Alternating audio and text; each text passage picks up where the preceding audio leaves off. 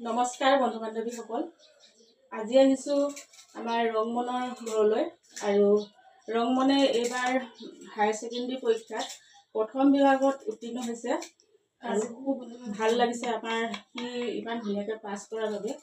আৰু তাক মই তাৰ সফলতাত আশীৰ্বাদ দিছোঁ, সি যাতে ডাঙৰ মানুহ হয়, ভাল মানুহ হয়।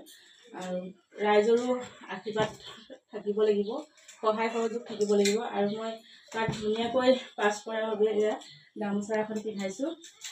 আশীৰ্বাদ কৰিব সকলোৱে যাতে আৰু আগবাঢ়ি যাব পাৰোঁ। ধন্যবাদ দিছোঁ, তুমি ইমান ধুনীয়াকৈ সফলতা অৰ্জন কৰিছা। যিহেতু ৰংমনৰ মাতৃ পৰীক্ষাৰ প্ৰায় 2 মাহমানৰ আগতে মৃত্যু হৈছে আৰু সি বহুত কষ্ট কৰিবলগীয়া হৈছে। যিহেতু মাকৰ মৃত্যুৰ যিটো সকলোৰে মাক হেৰাই যোৱাৰ বেদনা, সেই বেদনাক সি আওকাণ কৰি তাৰ লক্ষ্যত উপনীত হৈছে। সেয়েহে আমি খুব ভাল পাইছোঁ সি ইমান ধুনীয়াকৈ যে পাছ কৰিব পাৰিছে। হয়তো গাঁৱত বহুত সুবিধা থকা মানুহেও তাৰ নিচিনাকৈ ইমান ধুনীয়া সুখ্যাতিৰে পাছ কৰিব পৰা নাই। 60 কিমান পাইছা তুমি? 65% পাইছে। খুব ধুনীয়া পাৰ্চেণ্টেজ। তোমাৰ উজ্জ্বল ভৱিষ্যত কামনা কৰিছোঁ। যিহেতু মানুহে মানুহৰ বাবে এই কথাষাৰ মই এইটো কাৰণেই কৈছোঁ, কিয়নো ৰংমনক মই যিদৰে এই গামোচাখন পিন্ধাইছোঁ, তাৰ শিক্ষা বিদ্যা আৰু গুণ আগবাঢ়ি যাওক, এইবোৰ এনেকুৱা ধৰণৰ সি মনত উৎসাহ পাব। আৰু মই সৰুকৈ তাক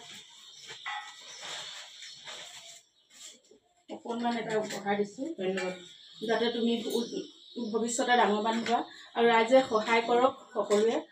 যিহেতু আমি বহুত পাৰ্টি খাই কিবা খাই পইচা খৰচ কৰোঁ, তেনেকুৱা নকৰি আমি ৰংমনক যি পাৰোঁ 2 টকা এটকা সকলোৱে সহায় কৰোঁ। আহকচোন, যিহেতু মানুহে মানুহৰ বাবে।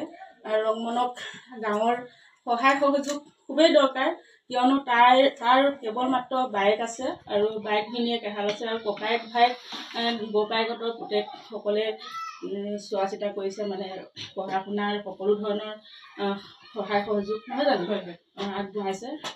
সেইকাৰণে কৈছোঁ আমি গাঁৱৰ মানুহেও অকণমান সহায় সহযোগ কৰিব লাগে। আহক তেনেহ'লে আমি সকলোৱে ৰংমনক সহায় কৰোঁ।